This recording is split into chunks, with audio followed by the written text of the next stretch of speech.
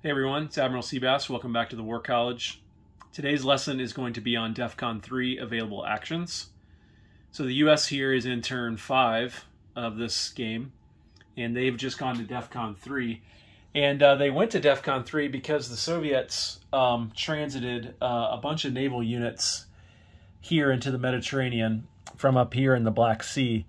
And when the Soviets transit ships through the Turkish Straits here and into the Mediterranean, that gives both NATO and the U.S. Global Command income increases, and that was sufficient to get the U.S. to DEFCON 3 in conjunction with its basic intelligence increase. So the U.S. is at DEFCON 3, so what can it do now?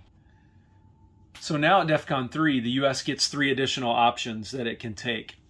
First, it can declare war on a minor faction. I'll talk more about that in a separate lesson. Second, it can execute naval blockades.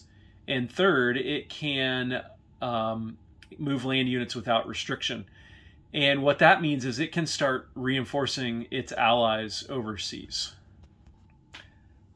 Before DEFCON 3, the U.S. could not move any units into land zones possessed by its allies. So, for example, it could not move units over here into NATO land zones to reinforce those. It could also not move units into, say, Israel or Egypt to reinforce it.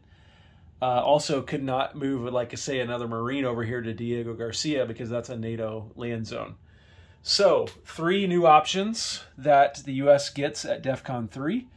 It can declare war on minor factions, it can execute naval blockades, and it can move land units without restriction. And I'll likely demonstrate each of those, or at least 2 of those 3, here in additional lessons in the War College. This is Admiral Seabass, signing off. Take care.